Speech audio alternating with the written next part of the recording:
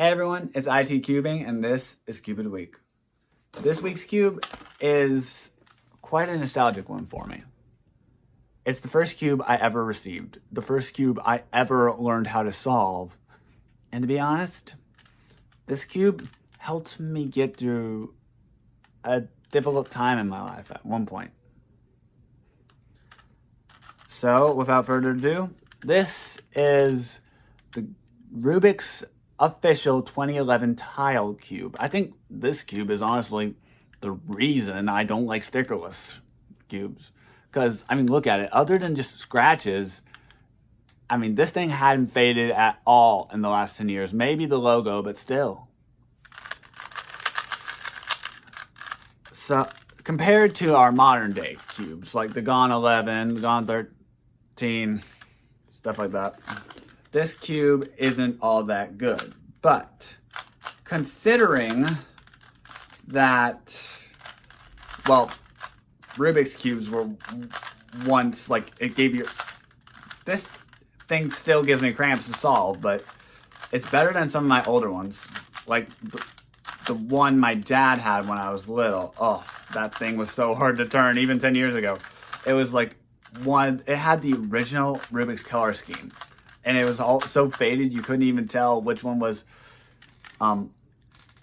which side was orange and which side was red. Both me and my sister received one of these for Christmas one year. She didn't have one, hers anymore. She gave it to me, and I gave it to my dad. This was back when I wasn't all that interested in them. It had been several years since I received mine, and I hadn't really, and honestly, for a number of years, I couldn't solve this thing. When I was little, I really tried, and I could get the first two layers, but I couldn't get anything else. Eventually, my lack of solving ability caused my passion for it to dwindle, and it wound up sitting in my closet for a number of years. And honestly, I only picked it up again about a year or two ago. This cube honestly helped to get me through it was a distraction in a difficult time in my life. So, it's got a lot of sentimental value here. Now, how fast can you solve one of these? That's what we're about to find out. Alright, my cube is scrambled, and I'm ready to solve. Full disclosure, this is not the first attempt I've made at solving this cube today, so my fingers are kind of adjusted to it. But other than that, it's scrambled just like I normally scramble it. So looking over it, by the way, I wholeheartedly admit I'm not the best at scrambling these things. One time, I got a 24-second solve, but I haven't made it, I've gotten close to that, but I haven't gotten that again since, so I'm willing to bet that was a fluke. Alright, 3, 2, 1, go.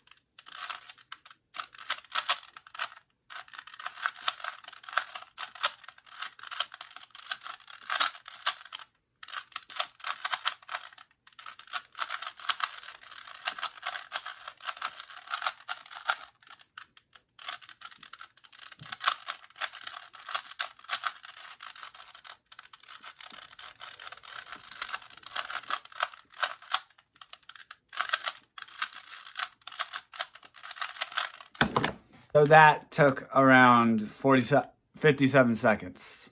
I've gotten as fast as 43 seconds on this thing before. But, well, as you can see, there's a reason that improvements were made on modern day cubes. For example, corner cutting. Yeah, not the best on here. And I know I didn't have it in the best angle where you could see what I was doing.